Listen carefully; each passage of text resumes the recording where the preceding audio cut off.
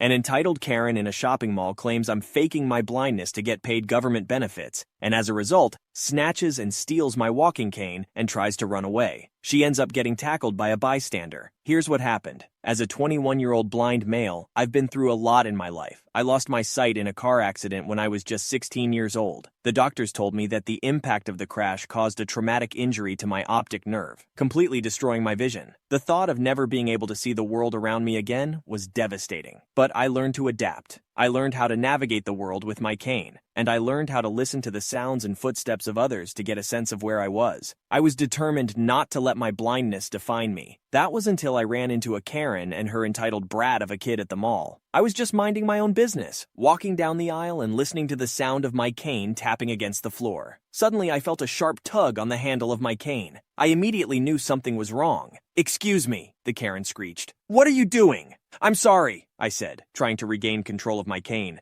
"I didn't mean to bump into your child." "You're not sorry," she spat. "You're just trying to get attention. You're faking being blind, aren't you?" I couldn't believe what I was hearing. How could this woman be so ignorant and rude about my blindness? Here is where my blood starts to boil. I can't think of any reason someone would want to pretend to be blind. It's an actual hell. And nothing pisses me off more than when someone calls me a liar when I'm not. I tried to explain to her that I was genuinely blind and that I relied on my cane to get around, but she wouldn't listen. "You're lying," she sneered. "You're just trying to get sympathy. Give me that cane, idiot." "Did you just call me an idiot? Please fuck off." "Fuck off? Why don't you? I bet you're faking your blindness to get government benefits." I was taken aback. How could she think such a thing? I tried to explain to her that I had a real medical condition that affected my vision, but she just wouldn't listen. "You're a fraud. You're stealing hard-working Americans' tax money," she continued, her voice getting louder. "You're wearing expensive clothes. You must be scamming the system. You're not a blind, even if you were. You should just kill yourself. Your life isn't worth living." I couldn't believe what I was hearing. At this point, I gave up. This woman was a freak. "You're probably just using your blindness as an excuse to get out of work," she rambled on. "You're probably just lazy and don't want to put in the effort to get a real job. You're just a scam artist." At this point, I was just scared. I can't see, and I was hoping a bystander would just interject and help me out. The bratty kid was still tugging on my cane, and I was having a hard time keeping a grip on it. I told her I couldn't let go, but she just laughed. "Anyways, you fake fuck. My son wants that cane, so I'm going to take it. If you refuse, I'll call the police on you." Just as I'm about to respond, I feel a tug, and before I blink, I realize this little demon kid has snatched my cane from my hands. For those of you who don't understand, that's like if you're shopping and suddenly the power goes out and you can't see a single light. Without my cane, I can barely move at all without crashing into anything. It sounded like she started running down the aisle with her kid. I stumbled around, trying to figure out where they had gone, but I had lost hope. Like, really, what, as a blind person, could I do? And that's when I heard a commotion coming from down the aisle. All I could hear was the sound of people shouting and footsteps pounding the floor. A stranger's voice called out to me, "Here, take your cane back." I managed to snatch it off her dumb ass. He explained what had happened apparently was that he tackled the Karen to the floor as she was trying to evade the shop after taking my cane. I thanked the stranger and I gave him a hug. This guy restored my faith in humanity and even helped me finish shopping and helped me out of the store. It's easy to feel alone in a world without sight, but even through the sheer terror of being stripped of my cane, at least I know now that there are people willing to stand up for me when I need it. Karen ended up leaving the mall, and I decided not to report the incident, as it honestly is too much of a hassle. The cane isn't an expensive item, but yes, in an ideal world, she should definitely get prosecuted and be put in prison for life. It's made me realize it's a cruel world we live in. Also, for those who's wondering how I typed out this story, I used a speech-to-text feature on my phone.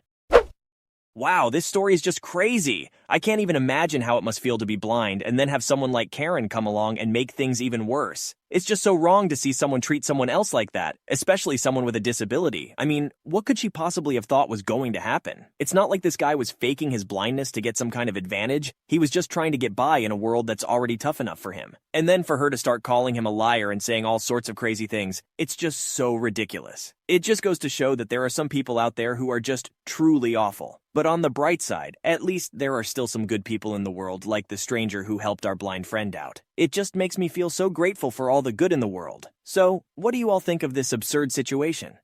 Smug Karen takes my car keys because I can't possibly be the owner. earns herself a ride in the back seat of one of our county's finest. What I find most weird about this is that my car wasn't anything super special. It was just a yellow 09 V6 Chevy Camaro with black stripes. When I bought it, it was super cheap because the passenger side door had been smashed in somehow, and there was already 130,000 miles on the odometer. But the title was still good somehow. No idea why, nor do I really care. It was sold to me via a proxy. All I know was the car looked like a good deal, so I bought it. A friend of mine who works in auto body fixed it for me. He said that most of the damage was to the door itself, and I just needed a new door after he made a few tweaks to make sure everything was straight. Together, we managed to find a door at a salvage yard that was the same color. A little work, and the car looked almost new. It became my fun ride to commute to work or drive around when I didn't feel like using my other car. I didn't do any modifications to it. I'm not one of those guys that's into speed or crazy mods. I liked the car because it looked cool, and the gas mileage wasn't so bad with the V6. In fact, I wanted a V6 Camaro because I heard that they're usually in better condition than ones with a V8 because people drive the V6 more for looks than power and don't gas it as much. I drove that Camaro for a year before running into a random Karen at a supermarket last year in September. Those places tend to draw Karens in regularly, especially in the state I live in. I've seen many Karens, but was lucky to hardly ever be noticed by them. I was shopping for some stuff to make dinner and was about to head home when I found the Karen with her young son all over my car after exiting the store. I'm guessing the boy was around 4 years old, and his mother was taking pictures of the kid sitting on my hood while the kid kept smiling and gleefully saying, "Bumblebee, I don't like people messing with my property," and told the kid to get off. The Karen took one look at me and told me to mind my own business. Now I am a 29-year-old male, but I have a bit of a baby face, and my casual clothing made me look like a teenager. So I guess to her, I couldn't be someone who'd have anything to do with such a nice car. That's actually a pretty common car. I told the Karen to get off my Camaro, and she bluntly told me there was no way it was my car because I'm too young. I pulled out my keys and hit the alarm button on the remote. That made the alarm start blaring for a second, and her kid jumped off while screaming and crying because I'd frightened him. But rather than pay attention to her crying child, the Karen came running at me full speed and managed to shove me hard enough that I fell over. The next part is a bit hazy. I got a bump on the head, and that crazy woman slurred every word she was screaming at me. She stepped on my arm and pulled the keys from my hand before I really had a chance to react. Though she didn't really hurt me much, she was not a big woman, only around 5'2" or so and a twig, while I was over 170 pounds. When I got to my feet, she was comforting her crying kid and telling him that I was a mean person. I told her to return my keys, but she got hissy and said there was no way the Camaro was mine. I again stated it was, and I would only give her one more chance to return my keys. She didn't. Instead, she handed them to her kid, who proceeded to start playing with the buttons on the remote and unlocked the doors. I had enough and got my phone out to call the police. When the Karen saw I was on the phone, she started screaming and charging at me again. Though this time, I easily dodged her and she nearly fell on the asphalt and screamed I'd assaulted her. I never even touched her, and said as much out loud. The 911 operator was listening to everything that was going on, and I quickly told her where we were while this insane woman was still screaming at me. And 2 police cars had shown up before long. At this point, the Karen had locked herself in my car with her son and started the engine to run the AC. I explained everything to police, and they knocked on the window of my Camaro to get the Karen to open it and give them her side of the story. She claimed the car to be hers, and that I was just some stupid broke-ass teenager that tried to carjack her, then bragged that she'd taken me down. The officer asked if that meant she'd shoved me over, to which she bluntly said yes. I told the police to look in my glove compartment. In there was my insurance card and a copy of my registration, and they could compare the name on my license. When the Karen heard that, she got out of the car and finally admitted it wasn't hers, but then said there was no way it could be mine, and that she just took the keys from me to find the real owner. That quickly earned her some shiny new bracelets, and she was put screaming into the back of a police car. The parking lot had cameras, so it was easy to prove the assault, though I only really got scratches, a bruise on my arm where she'd stepped on it, and a small bump on the head. After the Karen was taken back to the station, they found she was high on drugs, which explains why she was so nuts. I of course pressed charges, though my testimony wasn't really needed since the police had both CCTV from the parking lot and the audio from my phone call. It turned out to be the Karen's third offense, and she got 2 years in prison. Oh, and her kid was taken from her. The whole incident made me rethink owning the Camaro because it had been a magnet for people that bothered me a lot. So, I sold it. Basically got back everything I had into it anyway, so I broke even. I doubt I'll want to own another sports car again.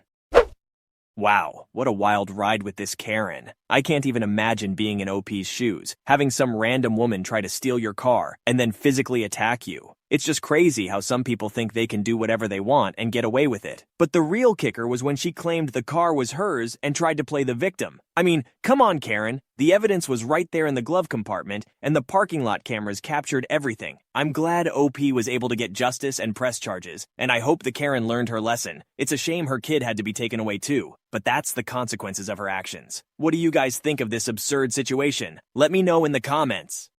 My own mom gave me up for $2,500. So, backstory. My mom and dad split up when I was roughly 9 to 10 years old due to my mother cheating on my father when he was out of the country. He's a pilot. At the time, it was me and my 2 older sisters, one of which was already an adult. So my other sister and I were left under my mother's custody due to my father always flying and not wanting us to go through moving all the time. As far as the details go, my dad not only paid my mom child support, but also paid off the house. Despite having little money to take care of himself, he paid my mom more than what he actually owed. Yet, my sister and I never saw that money. After the divorce, my mom turned to many things: sleeping around, gambling, drinking, and eventually meth, though that didn't last long due to my dad finding out and threatening to take us away. My sister practically became my mother since ours decided to step down from the plate and I was too young to take care of myself. When my sister left for college, all the emotional abuse she took ended up falling on me, which sent me into a loop. Due to my sister taking all the damage, I typically saw my mother as, well, my mother. My young brain didn't notice how often she didn't come home at night, or the lack of food in the house, or the constant weeks I'd wear one outfit since I didn't have other clothes that fit.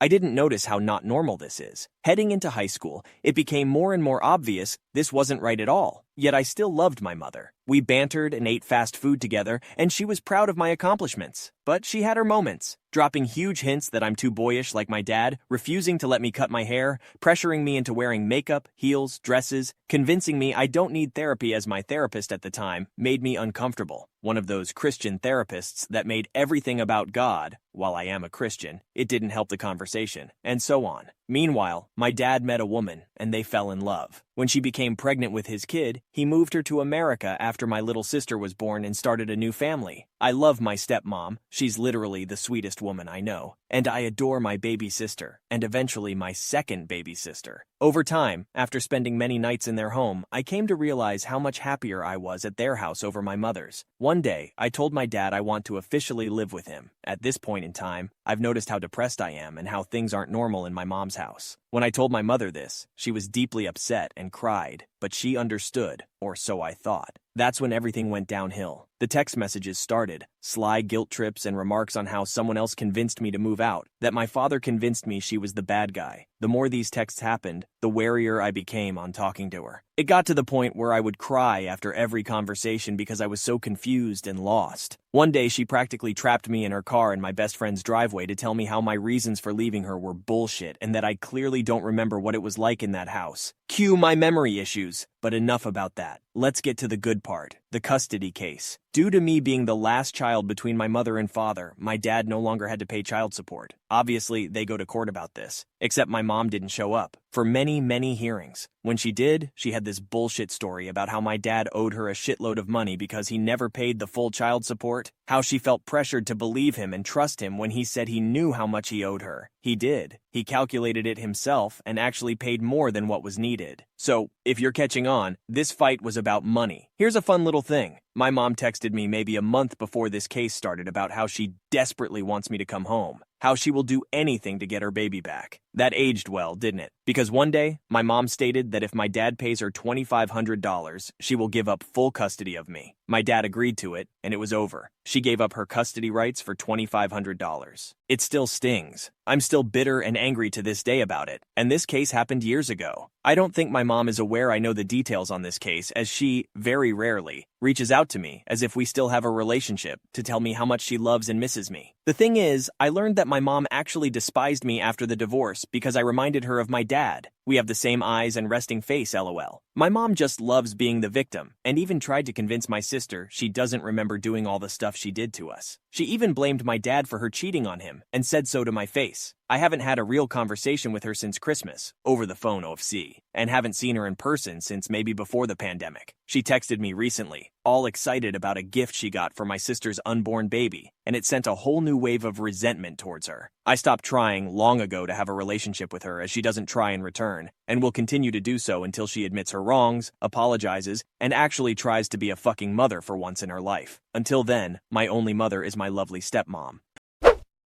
I cannot even imagine what the OP went through with their crazy Karen of a mother. It's insane to think that she would try to guilt-trip the OP into staying with her and then turn around and sell her custody rights for a whopping $2,500. That is just pure craziness. And to top it off, the OP's mother still tries to reach out to them as if nothing ever happened. I feel for the OP and the emotional abuse they had to endure. It's so important to surround ourselves with positive and loving people who support us and truly care for us. What do you guys think of this absurd situation? Let me know in the comments below.